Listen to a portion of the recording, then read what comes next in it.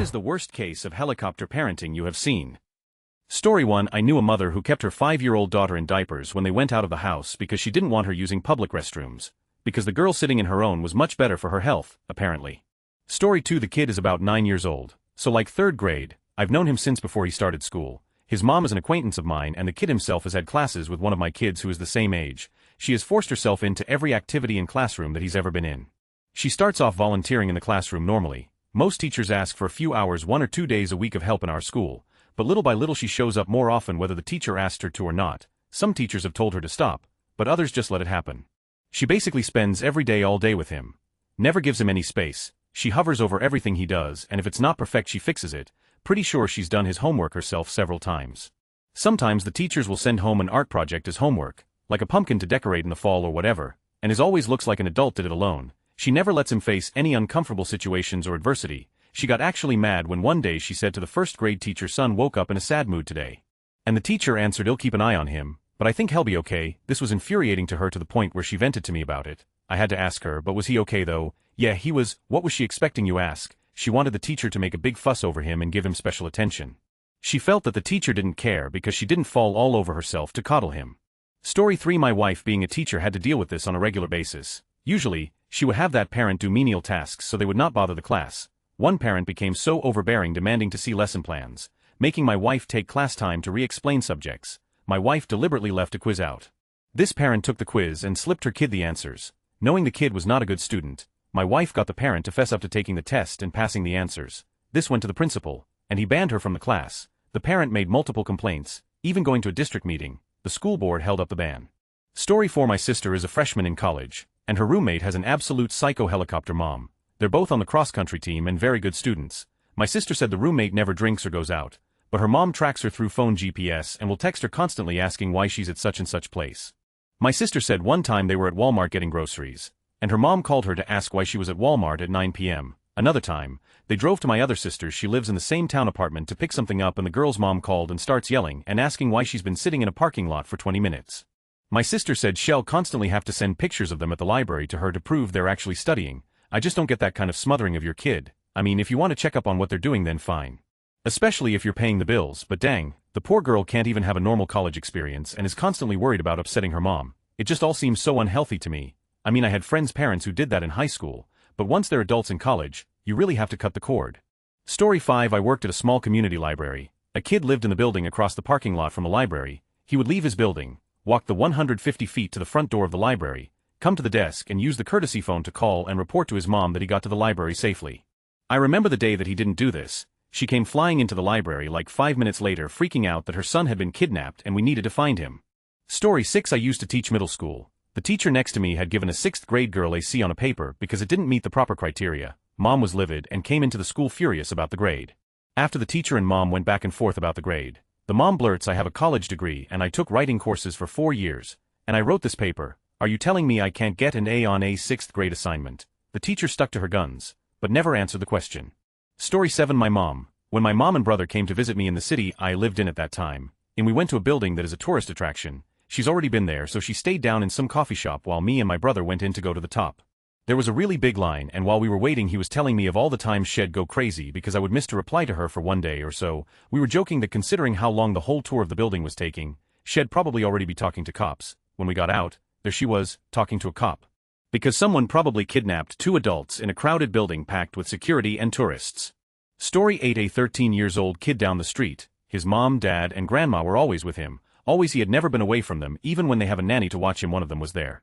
The kid was never on his own for anything, and the creepiest thing I saw them do, we had them to a party in the park, and when the 13-year-old asked for a hot dog the mom freaked out, not because it was a hot dog. Some parents have dietary restrictions because I served them whole. She took the hot dog from his hand and cut it for him in little baby bites like I would do for my 1-year-old at the time, then handed it back to him like she saved his life. Let me get this straight, he was a normal teen with no mental impediments. The dad took him to the bathroom with a gallon of sanitizer and baby wipes and make sure the boy washed his hands. These people hold regular jobs, one is a lawyer, one admin at our local hospital, and the Grams was an exec with the state attorney. They were from the Bay Area, which we have a lot of transplants from, but they seem to have taken it to the next level helicoptering weirdness.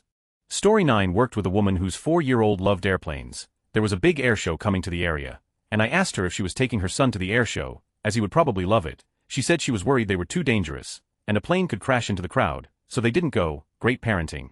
Rob your child of an incredible experience because you have an irrational fear.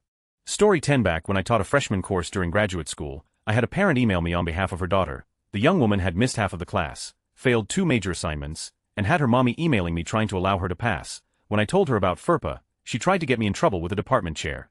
Edit: this young lady made it into my comments before. She was the only student to try the "I'll do anything to pass" line. Story 11. I knew a kid way back in the day wherein his parents overly supervised everything he did. Wanted to play outside. Well, it has to be in the little park that's 50 from their front door. Dad would just be staring out the windows. Any bad language, that's a paddlin'. Sarcasm. You better believe that's a paddlin'. I remember one time someone had bought some Swedish fish and was sharing them with everyone. The mom comes flying out and says you can only have one fish, and then watched him eat a single fish and make sure he wouldn't eat any other.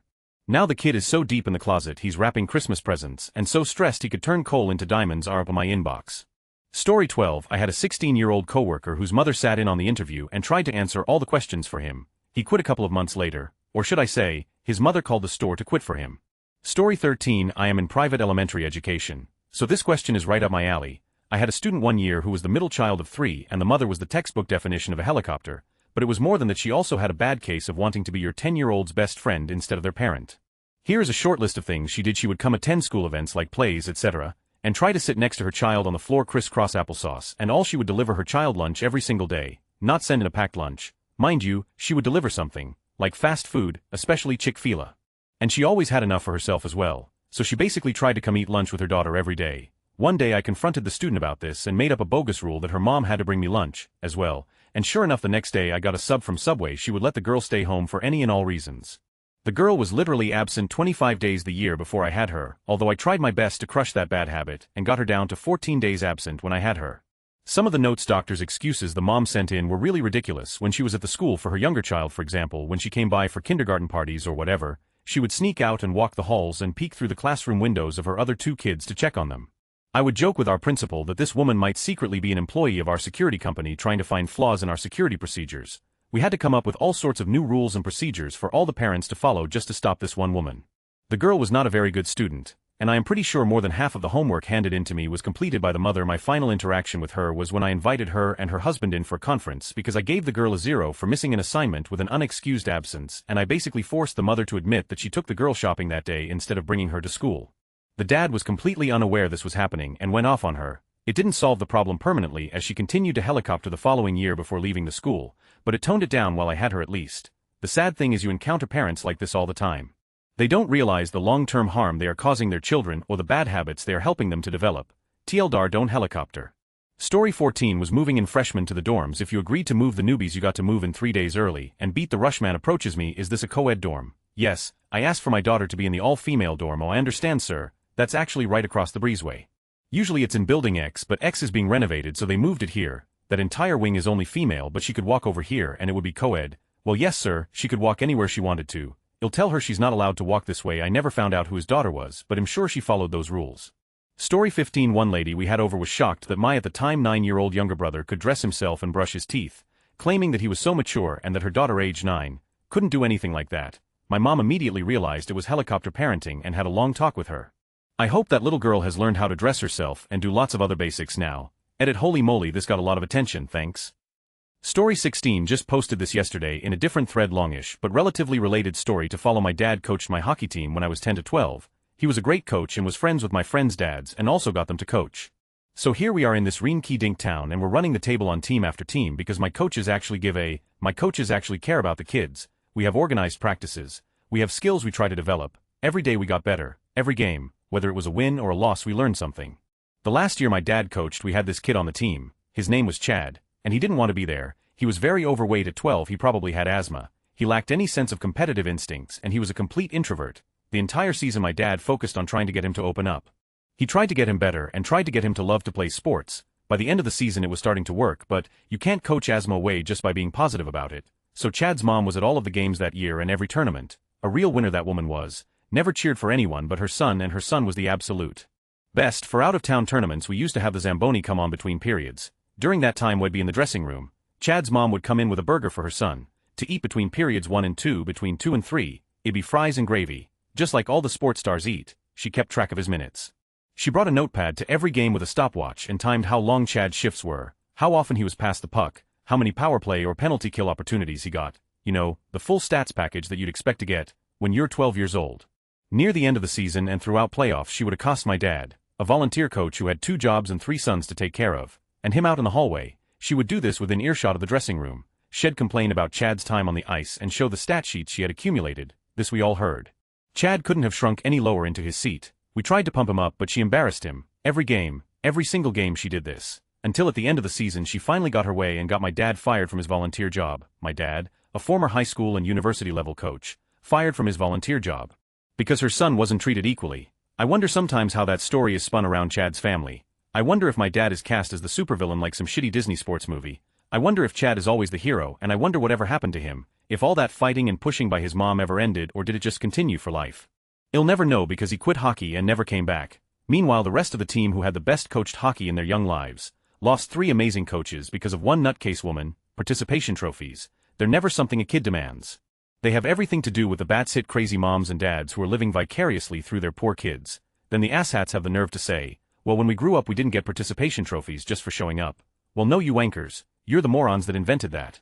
Story 17. I went to boarding school for high school, and when I was a senior there was a freshman whose mother would drive 3 hours every weekend to be with her. On said weekends her mother wouldn't take her out. She would hang out with her friends with her, to the point where I think the mother thought she was friends with her daughter's friends. Field trips, she would go, band tours. She would make sure she was at every place they performed. The mother would try and assign extra homework for her to do on top of her schoolwork, which went on until a dean found out and yelled at the mom. I went to alumni this year, BFF on the alumni board, not just a loser, and I stayed at an old staff member's house, and that happened to be where the class that graduated that year was having a gathering. Lo and behold, the girl was there, and so was her mother. Story 18. I was a trustee for my college fraternity. The final week of pledging has the recruits live in the fraternity house. We have them turn over their phones for the week. On day 2 of the week, campus police come knocking on the door looking for one of the recruits.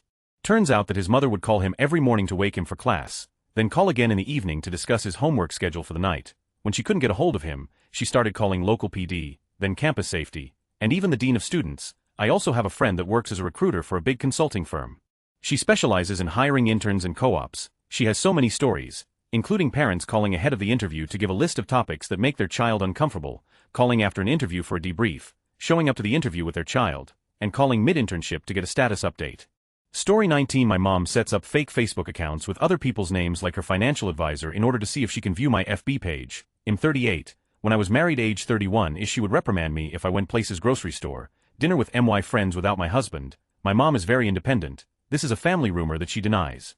She somehow got through on the phone to my college's president and told him my daughter was a good Christian girl until she went to your school. I went to a Christian college, and I have no doubt that this rumor actually happened. She's definitely the type. When I was in high school age 16-ish I was allowed to walk 4 to 6 blocks to school. No one was ever allowed to use the telephone in the school office except in an emergency. Except me. Everyone in town knows my mom and her reputation, and they bow to her whims because they pick their battles, so I was required to call my mom every morning when I arrived at school. I had special permission to use the phone. One morning I forgot. She called the principal, who called over the intercom in my classroom, whether I was in class, because my mom was on the phone wondering if I had made it the 6 blocks to school. Throughout my 18 years living with my parents, I spent one night alone at home. I was never allowed to be alone. Even as a teenager, in the rare occasion that both parents were not home overnight, I had to have a babysitter, my mom's former best friend who made me sleep on her neighbor's pool deck and then took photos of me in the morning as I woke up, bleary-eyed in my sleeping bag, and she had an exaggerated love of clowns. Story 20. I had a friend during college whose mom was overly concerned with her whereabouts constantly. I'd say it was borderline abuse at points, and she possibly wasn't entirely mentally well. She'd randomly come and pick my friend up while we were out, would monitor the water gas electricity in their house whenever she went away to try and see whether my friend had stayed out or had people over. Her mom saw how relaxed my mom was about my life, and definitely took an immediate disliking to both of us pretty early on. We once got tickets to a city music festival, the ones where loads of bars, music venues across one city hold performances during the daytime. There was only one act that I really wanted to see at the end of the night, so I spent most of the day trawling around town, drinking and seeing the acts that my friend wanted to see. I was having a good time, but was also sort of counting down the hours until I got to see the band I'd really bought my ticket for. We were planning on meeting some of our other friends there, and managed to organize it all before my phone really annoyingly died during the act before, in another venue across town.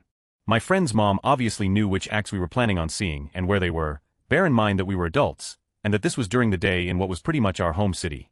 About half an hour before we were about to leave to see the band I'd essentially waited all day for, my friend's mom called her to say that she'd checked online and saw that the final venue was overcrowded, and that they were turning people away at the door, so she was coming to pick us up and take us home right away.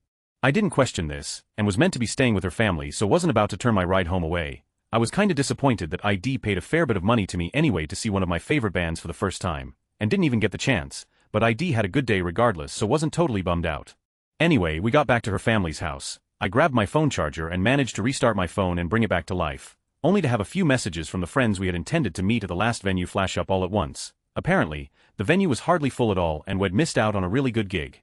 It was super weird, but I chose not to bring it up even though I was angry about, not only missing out on a good gig for no reason, but also wasting all that money. It's one thing to be a helicopter parent and control everything your kids do, but doing the same thing to your adult kids' friends is just certified crazy. Story 21. My sister was friends with this girl in middle school whose mom would put her tampons in for her because she was worried she wouldn't do it right. Tampons, not pads. Not that pads would have been normal either.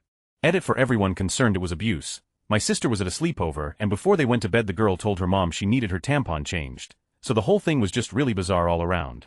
Story 22. Back in the 90s this popular girl in grade 5 or so would get dropped by her mom to school, and picked up, that's normal.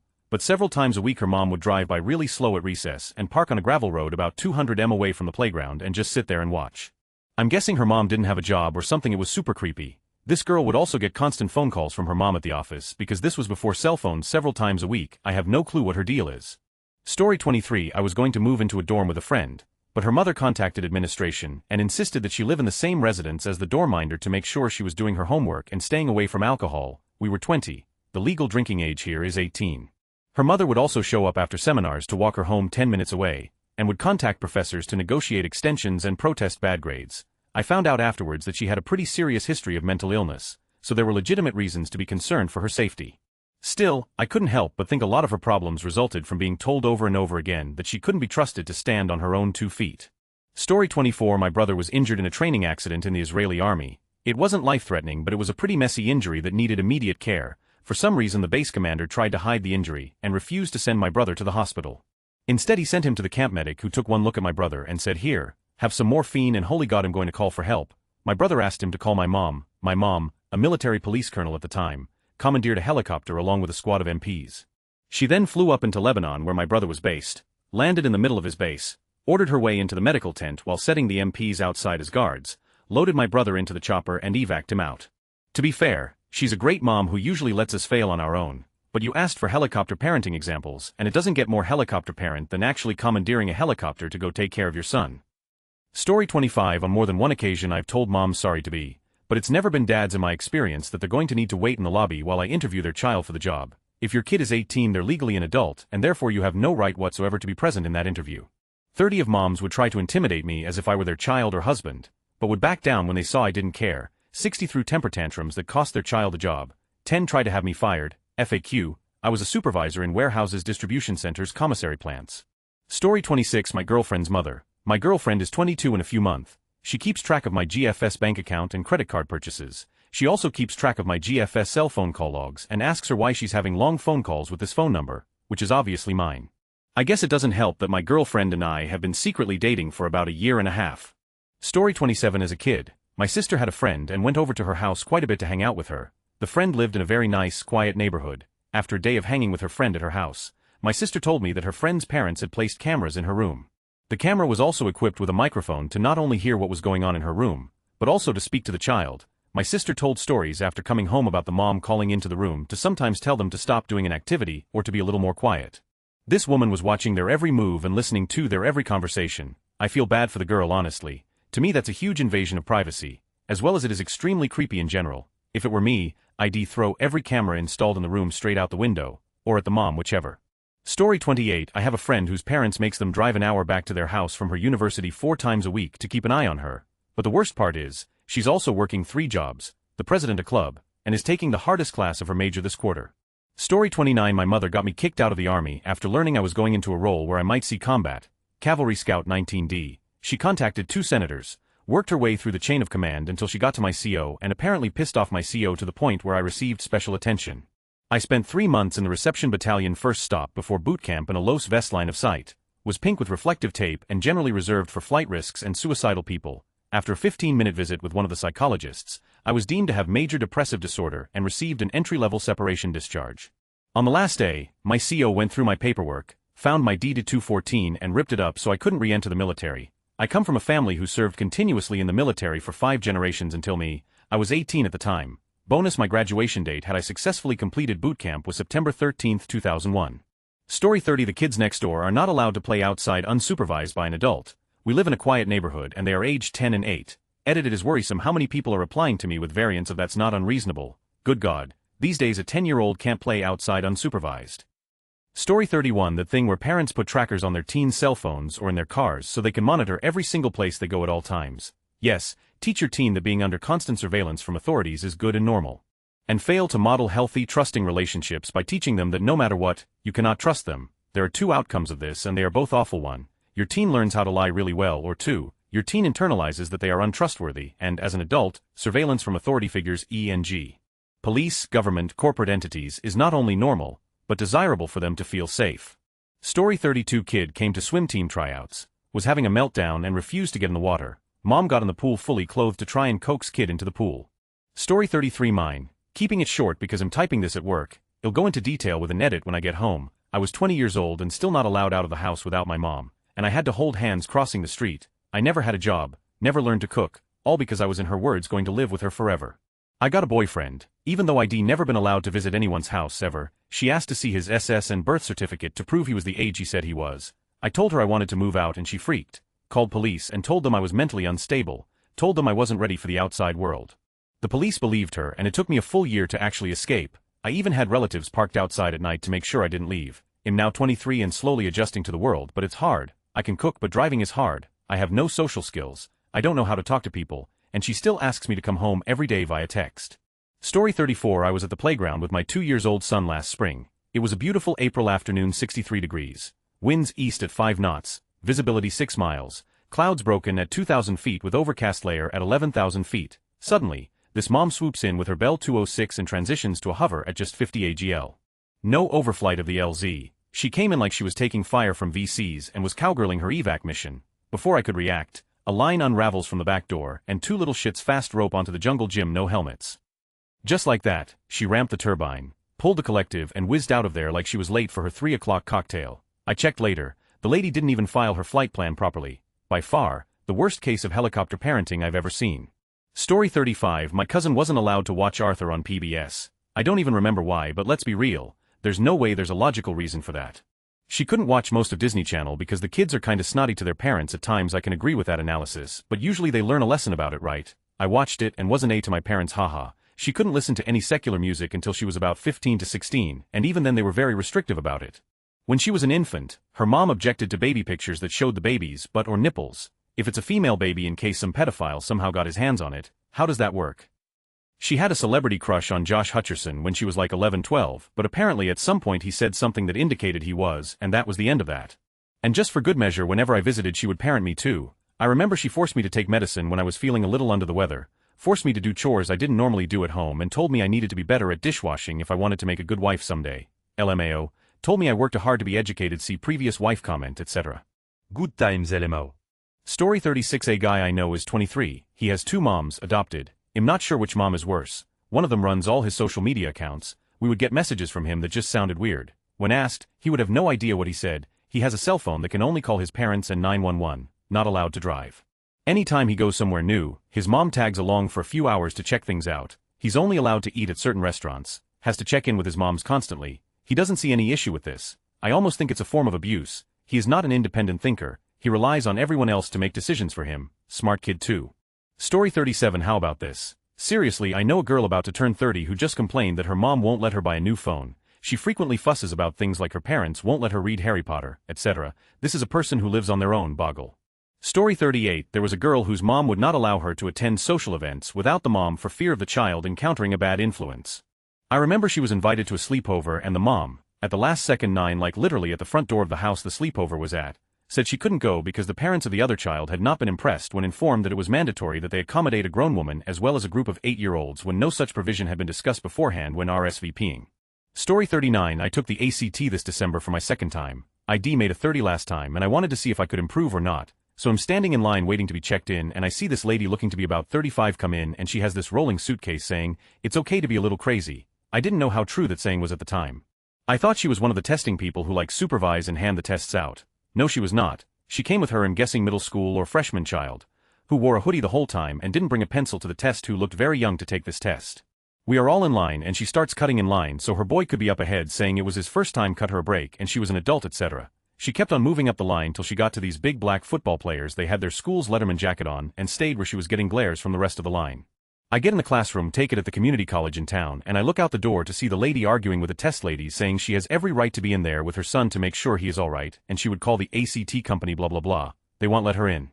She decides to sit outside for the 4-hour test and wait for him. She brought blankets and snacks, and during the break she kept telling everyone how her smart boy was taking the ACT for the first time, and how he was going to score higher than all of us. This lady added more confusion to this already confusing day. Edit formatting for you former Baron and you Bratman.